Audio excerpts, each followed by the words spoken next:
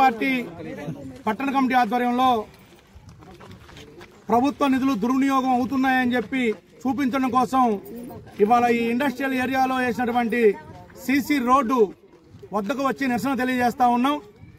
గత వారం రోజులుగా సిపిఎం పార్టీ భద్రాచలం పట్టణంలో వివిధ వార్డుల్లో పాదయాత్రలు నిర్వహించి అధ్యయనయాత్రలు నిర్వహించి అనేక సమస్యల్ని గుర్తించి ఆ సమస్యల్ని 31వ తారీఖు నాడు గ్రామ పంచాయతీ కార్యాలయం ముందు ధర్నా నిర్వహించి ఈవో గారికి ఇవ్వడం జరిగింది. సమస్యలు పరిష్కరించాలని కోరడం జరిగింది. ఆయన గారి దృష్టికి తీసుకెళ్లాం.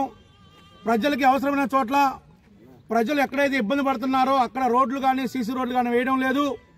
ప్రజలకి అవసరం లేని చోట అలాగే వివిధ కాస్త పలుకుబడి ఉన్న వాళ్ళ చోట రియల్ ఎస్టేట్ వ్యాపారులు దందాగిరి చేసే వాళ్ళ దగ్గర రోడ్లు వేస్తున్నారని చెప్పాం.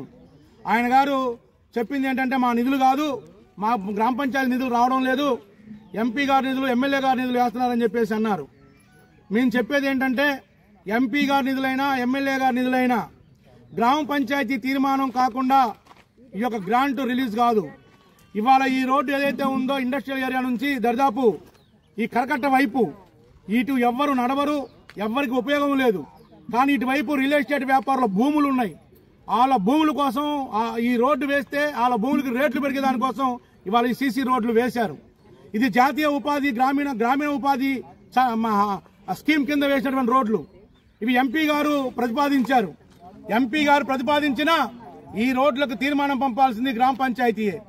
మరి తీర్మానం పంపేటప్పుడు ఈ రోడ్లు అవసరమా కాదా, దీన్ని ఏ పద్ధతిలో ఇచ్చేయాలనేటువంటి ఇది మరి అధికారులు లేదా? రోడ్లు నిర్మాణం చేసేటప్పుడు అధికారులు చూస్తా ఉన్నారు, వాళ్ళకి లేదా? కాబట్టి అధికారుల నిర్లక్ష్యం అలాగే ప్రజాప్రతినిధుల యొక్క నిర్లక్ష్యం ఇవాళ ఈ ప్రభుత్వ నిధులు మొత్తం కూడా దుర్వినియోగం అవుతున్నాయని చెప్పి సిపిఎం పార్టీ రుజువు చేయడం కోసం ఇవాళ ఈ యొక్క సీసీ రోడ్డు కాడ మేము నిరసన తెలియజేశాం. గతంలో సిపిఎం పార్టీ ఎమ్మెల్యే ఎంపీలు ఉన్నారు.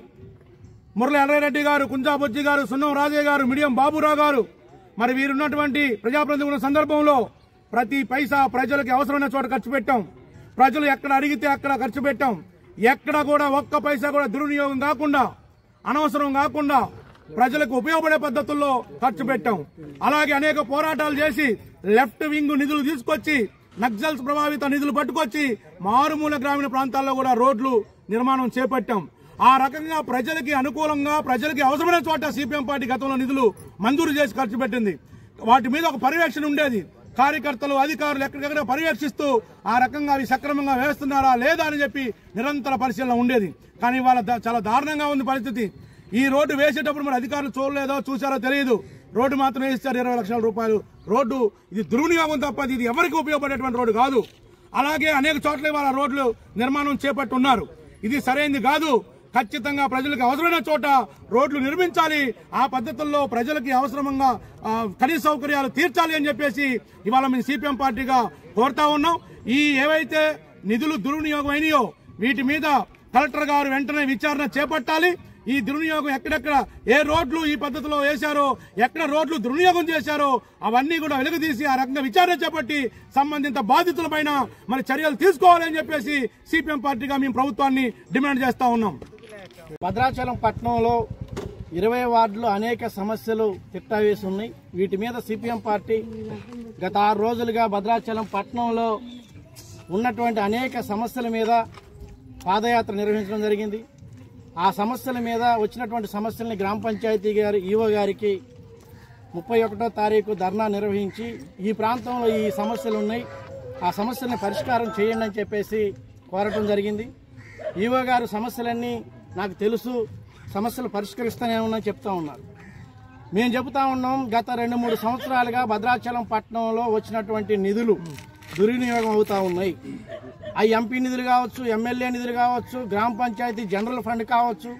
వచ్చినటువంటి నిధులు అధికార పార్టీ గెలవటం కోసం, ఆ రోజు ఉన్నటువంటి ఇతర పార్టీలో జాయిన్ అయినటువంటి ప్రబుద్ధుల కోసం, వాళ్ళ కాంట్రాక్టర్ల కోసం, వాళ్ళకు దోచిపెట్టడం కోసం వాళ్ళు ఎక్కడ అడిగితే అక్కడ జనం లేని చోట రోడ్లు వేస్తా ఉన్నారు.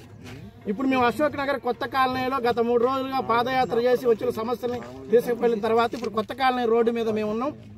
ఈ కాలనీలో చివర ప్రజలు అనేక ఇబ్బందులు పడతా ఉన్నారు. రోడ్లు లేవు, డ్రైన్లు లేవు, మంచినీళ్ళు లేవు, కరెంటు పోల్స్ లేవు, లైట్లు లేవు అని ఇబ్బందులు పడతా ఉంటే అక్కడ కోట్ల రూపాయల నిధులు వెచ్చించాల్సినటువంటి ప్రజాప్రతినిధులు, అధికారులు ఈ ఇండస్ట్రియల్ చివరి ప్రాంతంలో 20 లక్షల రూపాయల రోడ్డు మట్టిపాలు చేశారు. ఇక్కడ ఎవరు కూడా ప్రజలు నడిచే పరిస్థితి లేదు. ఈ రోడ్డు అసలు అవసరం లేదు. ఎవరికి అవసరం అంటే రియల్ ఎస్టేట్ వ్యాపారులకి, కొంతమంది అధికార పార్టీ, ఆ ప్రతిపక్ష పార్టీల్లో ఉన్నటువంటి రియల్ ఎస్టేట్ చేసుకునే దందాకోరులకి అవసరం ఈ రోడ్డు. దానికోసం 20 లక్షల రూపాయలకు వేయించారు. రెండోది, ఈ కాలనీలో ఇంకొక సమస్య ఉంది. ఇక్కడ నుంచి వెంకటాపురం వెళ్ళేటటువంటి 11 kV లైను, ఆ లైన్ వల్ల ప్రజలు ఇప్పటికీ 7 చనిపోయారు. ఆ 11 kV లైన్ కోసం ఇక్కడ ఒక కరెంటు పోల్స్ వేసి లైన్ ఏర్పాటు చేశారు. కానీ ఇళ్లకి రావటం కరెంటు పెట్టారు, కానీ ఆ 11 kV వైర్ని ఇక్కడ తీయకుండా వచ్చినటువంటి ఫండ్స్ ని డైవర్ట్ చేశారు. అంతేకాదు, భద్రాచలం పట్టణంలో గత 4 సంవత్సరాల నుంచి వచ్చినటువంటి నిధులు మొత్తం దుర్వినియోగం అవుతా ఉన్నాయి. దీని మీద సమగ్ర విచారణ జరపాలని చెప్పేసి మేము చెబుతా ఉన్నాం. గ్రామ పంచాయతీ అధికారులు ఈ సమస్య ఉందయ్యా, పరిష్కారం చేయండి, ప్రజలు ఇబ్బంది పడుతున్నారంటే నేను రావాలి, చూడాలని చెప్పేసి గ్రామ పంచాయతీ ఈవో గారు చెబుతున్నారు. మరి ఈ రోడ్డుని మీరు చూడలేదా అని మేము అడుగుతున్నాం సిపిఎం పార్టీగా. ఈ రోడ్డు ప్రజలకు అవసరమా? ఇక్కడ ఏమైనా ఇల్లులు ఉన్నాయా? ఇంటి పన్ను కడుతున్నారా? కరెంటు పోల్స్ ఉన్నాయా? లైట్లు ఉన్నాయా? మీరు చూడాలా వద్దా? చూడకుండా ఈ జామాయిల తోటలు, తుమ్మలు, గోదావరి రోడ్డు ఉన్నటువంటి ఈ రోడ్డు వేశారు. అందుకనే సిపిఎం పార్టీగా మేము డిమాండ్ చేస్తా ఉన్నాం, తక్షణమే దీని మీద సమగ్ర విచారణ జరపాలి. విచారణకి మీరు కమిటీ వేయకపోతే, గ్రామ పంచాయతీ అధికారులు చొరవ చూపకపోతే మేము ఎక్కడికైనా వెళ్ళటానికి సిద్ధం. ఎందుకంటే ప్రజలు ఒక పక్క ఇబ్బంది పడతా ఉన్నారు. ఇది ముంపు ప్రాంతంగా ఉంది. ఈ కాలనీ అనేక ఇబ్బందులు పడతా ఉన్నారు. ఆ ఇబ్బందులు మీరు పట్టించుకోవట్లేదు. ఒక లైట్ వేయాలంటే మీ దగ్గరికి 30 సార్లు తిరిగితే లైట్ వేస్తారు. ఇంటి పన్నులు మాత్రం ఈ కాలనీ భద్రాచలం టౌన్ లో నెంబర్ 1 స్థానంగా ఉంది. ఇక్కడ పేదలు నివసిస్తారు. అయినా 30 రూపాయలు, 100 రూపాయలు, 200 వేసినా, మీరు 400 వేసినా, 500 వేసినా, 1000 రూపాయల వరకు ఇంటి పన్ను తీసుకొచ్చినా ఈ గడిచిన 15-20 సంవత్సరాల కాలంలో పేదలైనా ఇంటి పన్ను కడతా ఉన్నారు. కానీ మీరు ఆ పద్ధతుల్లో భద్రాచలం టౌన్ లో మీరు వ్యవహరించట్లేదు. గతంలో సిపిఎం పార్టీగా మీ దృష్టికి తీసుకొచ్చాం. గతంలో సిపిఎం పార్టీ 30 సంవత్సరాల అధికారంలో ఉన్నప్పుడు ఏ ఫండ్స్ కూడా ఇబ్బంది కలగకుండా ప్రజలు ఎక్కడైతే ఉన్నారో వాళ్ళ అవసరాలు ఏంటో గుర్తించి స్థానిక నాయకత్వం, అదేవిధంగా ప్రజాప్రతినిధులు, ఎంపీ కానివ్వండి, ఎమ్మెల్యే కానివ్వండి, జెడ్పీటీసీ కానివ్వండి, ఆ ప్రాంతంలోకి వచ్చి ఆ ప్రజలు దరఖాస్తు తీసుకొని అక్కడ సమస్య జెన్యూన్ అయితే రోడ్లు డ్రైనేజ్ చేసిన పరిస్థితి ఉంది. మరి ఇప్పుడున్నటువంటి ప్రజాప్రతినిధికి ఆ దృష్టి లేదా అని చెప్పేసి మేము అడుగుతా ఉన్నాం. అంటే మీకు ఓట్లు వేయించినటువంటి వాళ్ళని, మీ దందాకోరుల్ని, మీ పక్కనటువంటి ముఠా కోసం ఎక్కడైనా రోడ్లు ఇచ్చేస్తారా అని చెప్పేసి సిపిఎం పార్టీగా మేము అడుగుతా ఉన్నాం. అయ్యా, మీకు చిత్తశుద్ధి ఉంటే, భద్రాచలం ప్రజల్ని కాపాడాలనుకుంటే, ఈ పక్కనే ఉన్నటువంటి కరకట్ట కుంగిపోతా ఉంది, రివిట్మెంట్ లేదు, అనేక ఇబ్బంది ప్రజలు పడతా ఉన్నారు, గోదావరి యువతలకు వస్తా ఉంది. మీ చిత్తశుద్ధి అక్కడ చూపించండి తప్ప ఇటువంటి మీ కాంట్రాక్టర్ బ్రోకర్ల కోసం ఇటువంటి పనులు చేయొద్దని చెప్పి సిపిఎం పార్టీగా మేము డిమాండ్ చేస్తా ఉన్నాం. ఇటువంటి చర్యలు మళ్లీ కొనసాగినా, ప్రజల సమస్యలు తీర్చకపోయినా మేము అదే పద్ధతుల్లో సిపిఎం పార్టీగా మా పోరాటం ఉంటుందని చెప్పేసి మేము హెచ్చరిస్తా ఉన్నాం. దుర్వినియోగంపై విచారణ, ప్రభుత్వ దుర్వినియోగంపై విచారణ, ప్రభుత్వ నిధుల దుర్వినియోగంపై విచారణ, ప్రభుత్వ నిధుల దుర్వినియోగంపై విచారణ,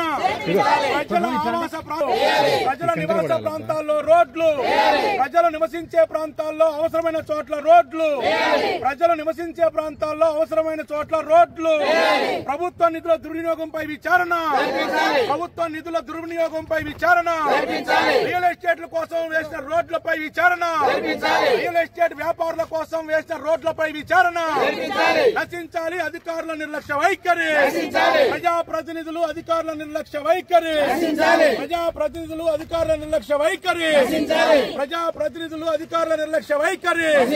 జిందాబాద్ జిందాబాద్, జిందాబాద్ జిందాబాద్.